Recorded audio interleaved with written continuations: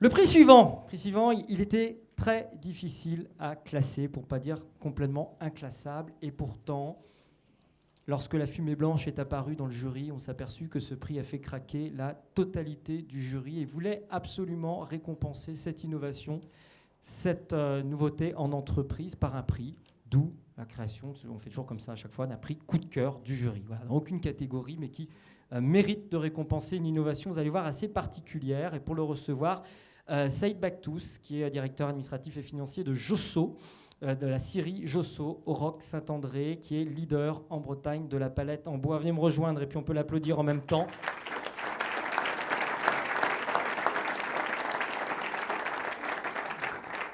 Des prix d'innovation, ce sont d'abord des histoires d'hommes et de belles histoires humaines. Et ce prix part d'un constat.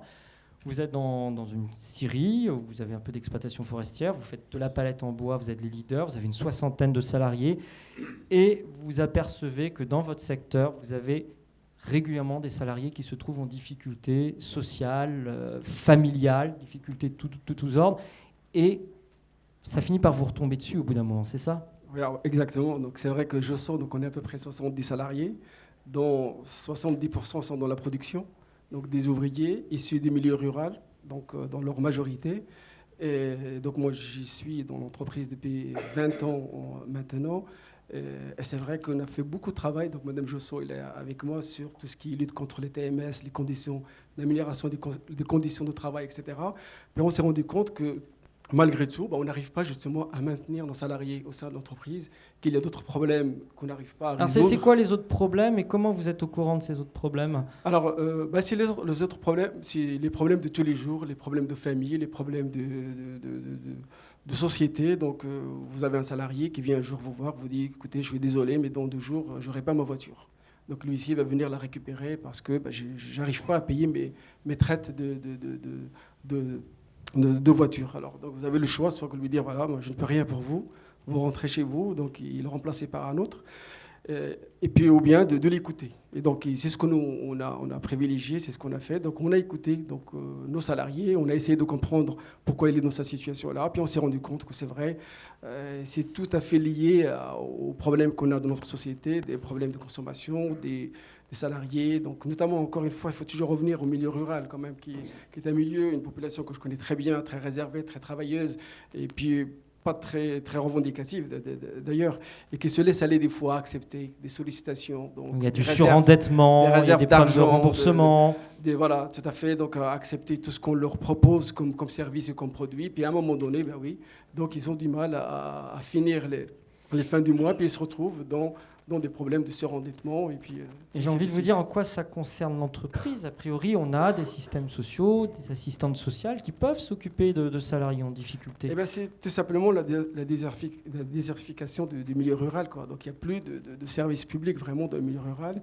Et puis dans le milieu rural, les gens n'aiment pas trop justement aller se présenter lorsque l'assistance sociale arrive à la mairie, se voir devant tout le monde. Tiens, tout le monde va me voir, je suis en train d'échanger avec l'assistance sociale, donc j'ai un problème. Et puis les gens sont réservés, puis il y a la fierté quand même des gens du milieu rural, du milieu agricole. Donc on essaie toujours de résoudre ces problèmes soi-même.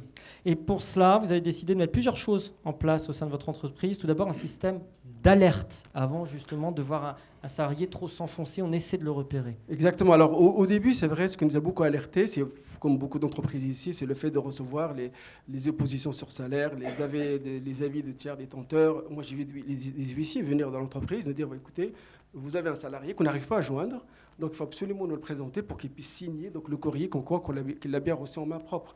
Ou bien des organismes de crédit qui nous harcèlent au téléphone.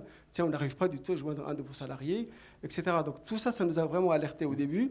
Et nous, notre objectif, c'est d'essayer d'anticiper tout cela. Parce que c'est vrai, quand on commence à recevoir l'huissier, puis ces courriers, ainsi de suite, c'est pratiquement, on est déjà en retard. Et en plus, vous savez, la mise en demeure, la vie de détention détenteur, c'est déjà les majorations, les pénalités. Et des fois, le salarié se retrouve à payer sa dette, plus 40 ou 50% de sa dette. Donc c'est énorme. Et là, il ne s'en sort plus.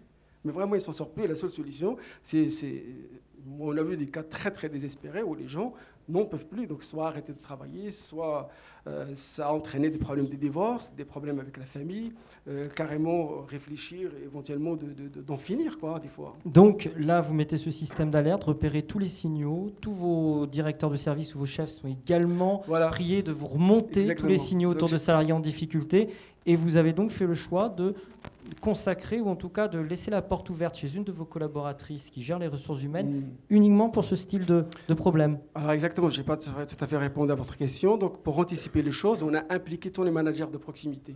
Donc chez nous, donc un manager, il va nous dire, par exemple, il y a 15 jours encore, bah tiens, j'ai un salarié qui aujourd'hui ne vient plus à la pause, il ne parle plus. Donc il n'est plus comme avant, même au niveau de la production, ça a baissé. Eh bien nous, on va essayer justement d'aller le voir et de le rencontrer. Après, on s'est rendu compte, eh bien oui, donc il a un gros souci familial qui n'arrive pas du tout à le surmonter tout seul. Et là, on va essayer, nous, de mettre la... Alors, notre objectif quand même, ce n'est surtout pas de remplacer les travailleurs sociaux. Notre objectif, c'est vraiment accueillir déjà les personnes concernées, c'est vraiment les informer, les orienter vers les services compétents, les médecins de travail, les assistants sociaux, pourquoi pas, ainsi de suite. Et puis par la suite, éventuellement, de l'accompagner dans ses démarches. Qu'est-ce que vous pouvez faire justement pour accompagner le salarié qui est en impayé ou qui a des soucis de surendettement ou qui a les huissiers qui viennent saisir sa voiture et qui ne peut plus aller travailler chez vous? C'est d'analyser sa situation. Vraiment, il faut qu'il se rende compte de la gravité de la chose. Et il est le seul responsable vraiment de cette situation-là. Et là, vraiment, il faut qu'on le responsabilise. Par la suite, on l'aide dans cet accompagnement. On va téléphoner, on va écrire des courriers avec lui, dont lui-même sera le signataire. Et par la suite, on va trouver des solutions. Et on peut aller jusqu'à, des fois, c'est vrai, avancer de l'argent pour lui, pour qu'on puisse vraiment mettre les compteurs à zéro et repartir sur de bonnes bases. On parle beaucoup d'argent, effectivement, dans l'aide. Et bien sûr, c'est un problème assez important pour certains salariés. Mais... il n'y a pas que l'argent qu'on vient vous demander, il n'y a pas que l'argent qui pose problème, vous avez d'autres demandes plus générales. Oui, et c'est vrai, bon, je pense qu'aujourd'hui, les gens qui sont dans les ressources humaines le savent très bien avec les entretiens individuels ou les entretiens professionnels. Quand on essaie d'aller un peu plus loin avec les salariés et nous avec cette action-là, ben c'est vrai, il y a des gens qui se laissent aller à vous raconter un petit peu ce qui leur fait vraiment très très mal au cœur. Et ce ne sont pas, c'est vrai, toujours des problèmes d'argent, c'est tout simplement des problèmes de famille. Bon, je donne un exemple. Il n'y a pas très longtemps, donc un salarié qui vous dit, écoutez, lors d'un entretien professionnel, à la fin, il vous dit, est-ce que je peux vous parler? Donc il avait les larmes aux yeux, c'est vrai, il dit, bien sûr, vous pouvez me parler. Et puis voilà, j'ai mon fils, il a 23 ans, il a un enfant maintenant qui a 2 ans, il a organisé le baptême, et bien il ne nous a pas invités. Je dis, pourquoi il ne vous a pas invités? Parce qu'il paraît qu'on n'est pas à la hauteur de la famille de son épouse, et qu'on n'a pas le droit du tout de venir voir notre petit enfant. Et bien ça là, vraiment, c'était un drame pour cette personne-là et sa femme. Et elle m'a dit, je ne sais pas qui le raconter. Alors bien sûr, déjà d'en parler, ça soulage, vraiment. Donc ça lui permet déjà, on sent que la personne s'essouffle. Alors nous, on n'a pas toutes les solutions. On essaie tout simplement de remettre les choses dans l'ordre et de dire qu'il faut espérer, qu'il faut continuer à garder le contact, etc. Est-ce que, ça sera ma dernière question, on comprend tout le sens, la philosophie de votre démarche. Ceci dit, est-ce que c'est à l'entreprise d'aller gérer des problèmes, comme vous dites, très personnels, familiaux de ses salariés? Alors, moi, je vous le dis sincèrement, on n'a pas le choix. Donc, il faut absolument le faire. Vous n'avez pas le choix, pourquoi? Pourquoi? Pour la simple raison, on n'a pas envie de perdre des salariés. Nous, on est quand même dans une situation géographique, on a beaucoup de mal à trouver des salariés, et encore moins des salariés qualifiés, et encore moins des salariés dans la filière bois.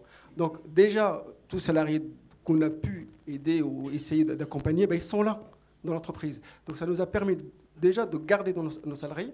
Mais en plus de ça, quand on les garde et qu'on arrive à les accompagner à régler ces problèmes-là, ils travaillent dans des conditions vraiment normales. Et ils sont encore plus motivés qu'avant. Et ça, on l'a vu et revu à plusieurs reprises.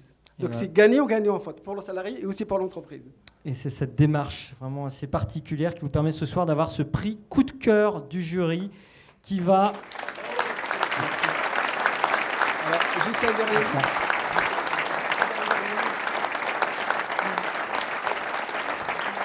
Allez, un dernier mot, allez-y. Alors, je veux juste remercier Madame Josso qui nous a vraiment accompagnés. Elle peut nous rejoindre d'ailleurs, Claudine Josso, qui dirige l'entreprise. Voilà. Venez avec Saïd Maktouz recevoir ce prix.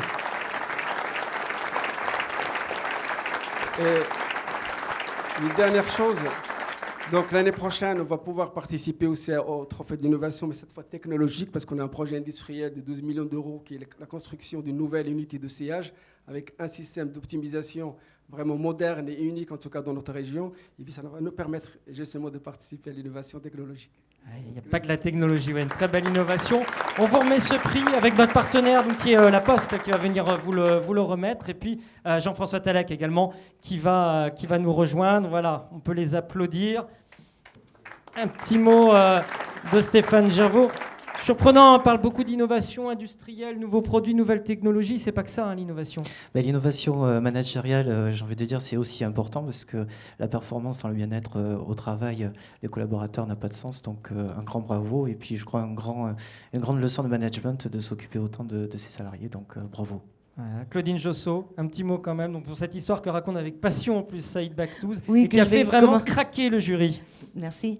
Je vais d'abord le remercier et remercier toutes les équipes qui sont derrière, parce que c'est vrai que c'est un travail de toute l'entreprise. Ce n'est pas un travail d'un service RH simplement. Et merci à toutes nos équipes et merci à vous. Jean-François Talek. Bien, écoutez, moi je ne peux que vous féliciter, puisque moi c'est pareil, j'ai été entrepreneur et industriel en milieu rural. Et le fait est qu'il faut conserver ses salariés et que bien souvent, on est bien obligé de procéder tel que vous le faites, même quelquefois mettre en place des échéanciers. Et ça nous est également arrivé, donc je salue vraiment ce que vous faites. Bravo. Bravo et félicitations à tous. Merci.